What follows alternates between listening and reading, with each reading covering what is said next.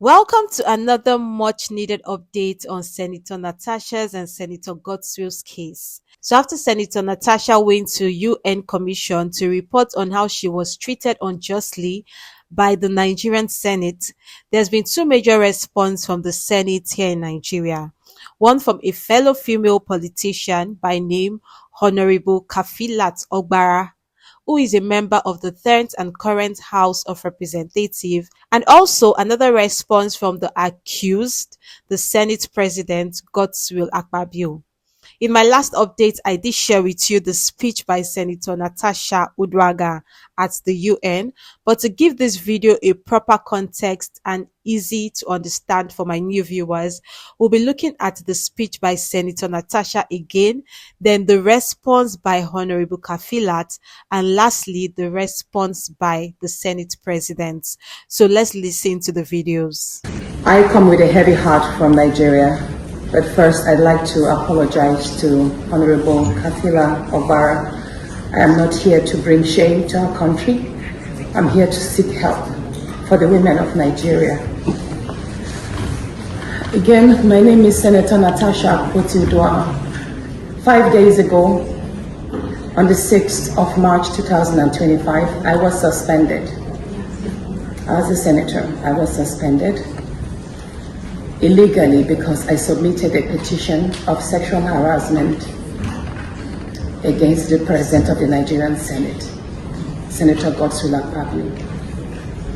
I thought that by submitting the petition, he would recuse himself, and both of us will submit ourselves to the Committee on Ethics, Privileges and Public Petition for a fair and transparent investigation.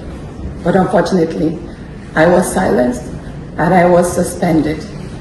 I was suspended for 6 months, amongst many other stringent conditions, such as taking away my security,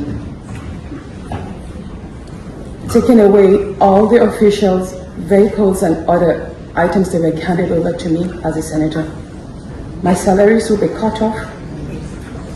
I must not appear anywhere near the National Assembly.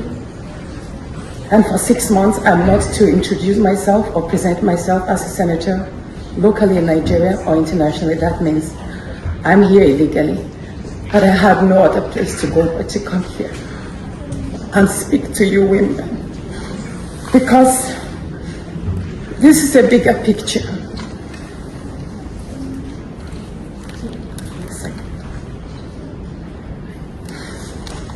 This is a bigger picture. It depicts the crisis of women political representation. My suspension is not just about me. It's about the systemic exclusion of women from political leadership in Nigeria.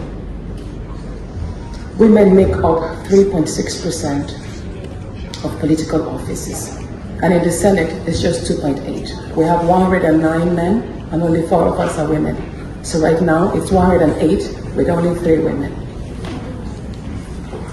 This is a clear case of political victimization, punishment for speaking out against impunity, corruption, and gender-based violence. The United Nations Declaration 48/104 declares sexual harassment as a form of gender violence. The Senate's actions are an assault on democracy. I was elected by my constituents to represent them. Yet a few powerful men have unilaterally decided to silence their voices by suspending me for 6 months. My call for an open and transparent investigation into harassment allegations have been met with hostility instead of accountability. If a female senator can be treated this way in the full view of the world, imagine what ordinary Nigerian women will go through every day in workplaces, in universities, and other aspects of our. I have been mandated by the Nigerian National Assembly to present a response to Senator Natasha Akpoti Uduagan's speech delivered yesterday at the 69th session of the United Nations Commission on the Status of Women. In response to the call by the President of the Interparliamentary Union, IPU Right Honorable Tulia Axen, to hear both sides of the matter, I have received a letter from the Nigerian Senate in my capacity as the chairman of the House Committee on Women Affairs and Social Development of our Parliament in Nigeria, and the parliamentarian representing Nigeria at this conference. In the spirit of transparency and fairness, I now wish to read this letter from the Senate in its entirety, and it is crucial that all perspectives are heard and that all aspects of the situation are duly considered. And the next voice you'll be hearing from here will be the voice of the Senate leader of the Senate, Senator Akpabio Bamidele, CON, the leader of the Senate, Federal Republic of Nigeria. Senator Natasha Akpoti Uduagan was suspended for gross misconduct and unruly behavior, and not as a result of allegation of sexual harassment or assault. The authority of the Senate of the Federal Republic of Nigeria firmly rebukes the deliberate misinformation and false narratives being circulated by certain media organizations regarding the six-month suspension of Senator Natasha Akpoti Uduagan.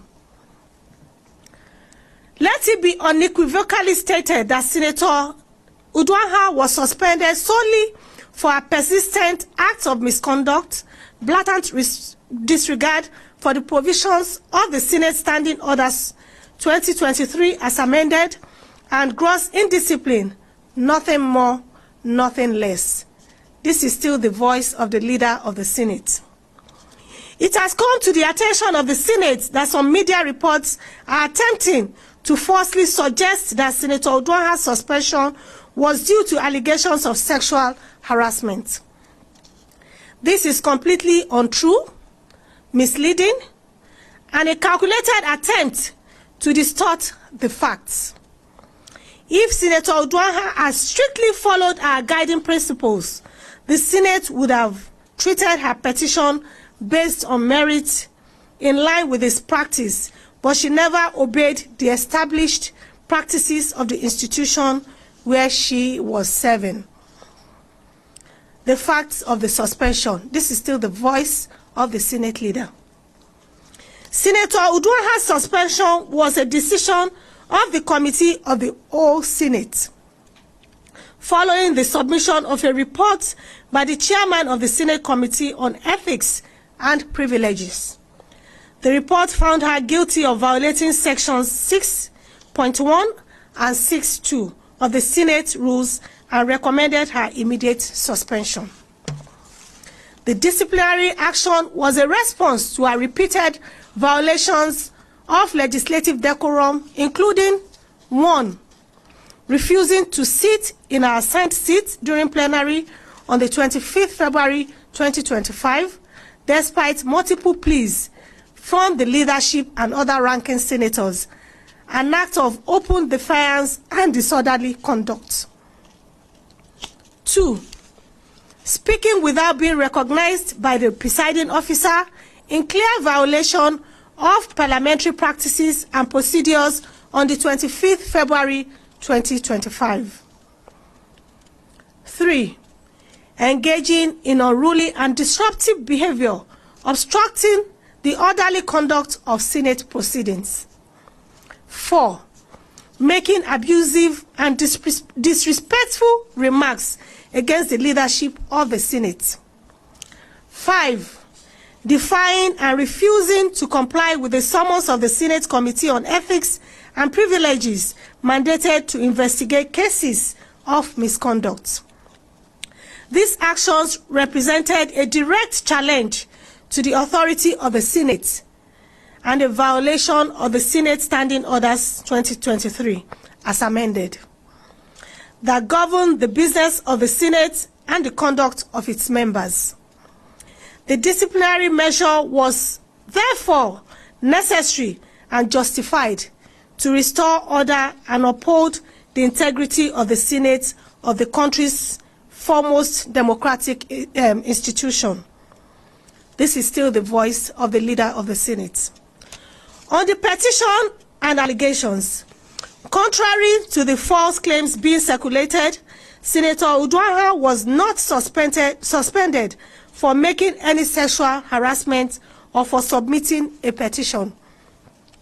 Her petition was rightfully discountenanced because it failed to meet the clear and established procedural requirements for submitting petitions to the Senate. The rules of the Senate apply to all members without exception, and no petition, regardless of its subject, can be considered if it does not follow due process. To suggest that a suspension was linked to a petition is not only a distortion of facts, but an intentional and malicious attempt to mislead the public. This is still the voice of the leader of the Senate. Condemnation of misleading media reports. The Senate strongly condemns the irresponsible and unethical reporting by some media organizations that have deliberately twisted the facts to suit a false narrative. This coordinated misinformation campaign is nothing more than an attempt to politicize a disciplinary action that was strictly based on clear violations of Senate Standing Orders 2023 as amended. It is reckless, misleading, and a disservice to the people of the Federal Republic of Nigeria and the whole world who deserve truthful and factual reporting. We therefore urge all foreign correspondents and responsible media houses to correct these misrepresentations and avoid propagating falsehoods that undermine the integrity of Nigeria's legislative process. This is still the voice of the leader of the Senate. Conclusion. The Senate remains committed to upholding discipline, order, and parliamentary ethics. No senator, I repeat, no senator, regardless of status, gender, or political affiliation, is above the rules of the Senate. Senator Uduagan's suspension was a direct consequence of her actions and nothing else.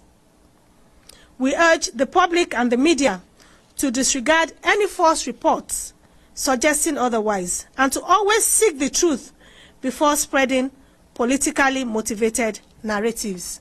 Signed, Senator Bamidele Okpeyemi, CON, Leader of the Senate, Federal Republic of Nigeria. Thank you very much.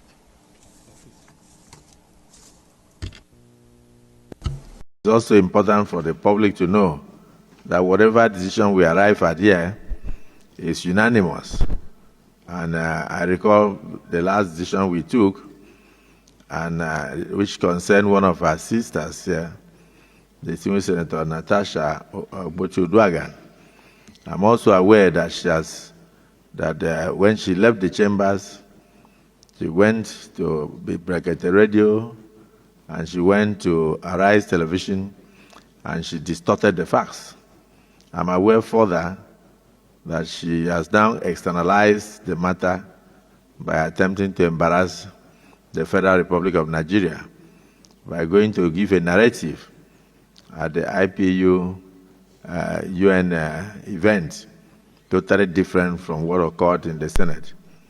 But I want to thank our Right Honorable Member, Kafilat, right? That's her name.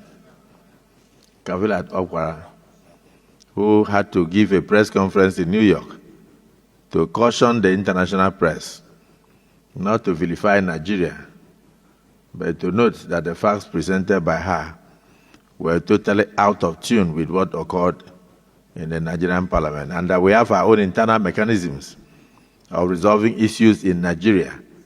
And outside this parliament, we also have the judiciary, which she's even standing before the judiciary. So I don't know why even here, she has brought a petition, and she has not allowed us to even look into it. She went to court, and then she has not allowed the court to look into it. She has gone to the international community and she may not even allow the international community to look into it. She may decide to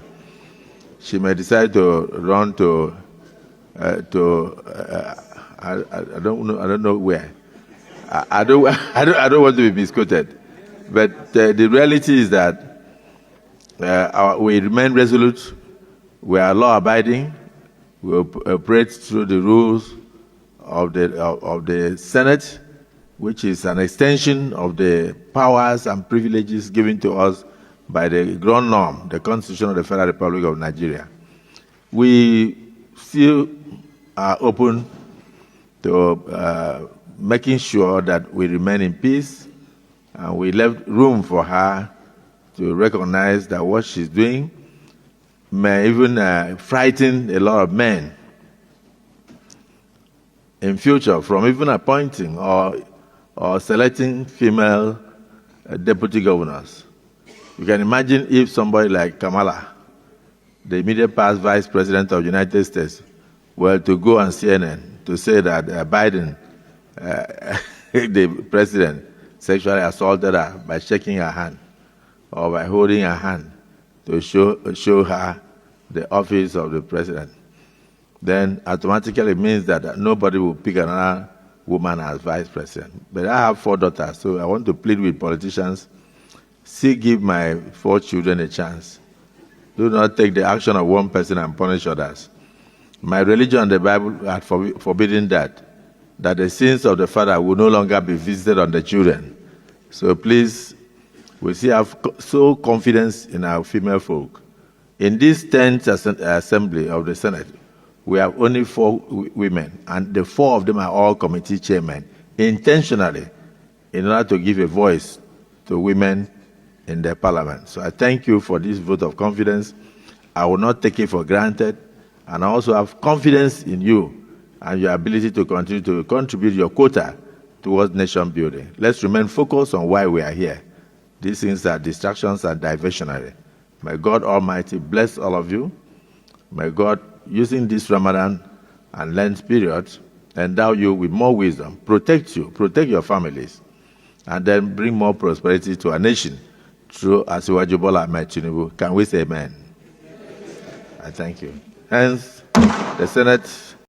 So that's it, guys. The Senate president is still denying all the allegations of sexual harassment from Natasha.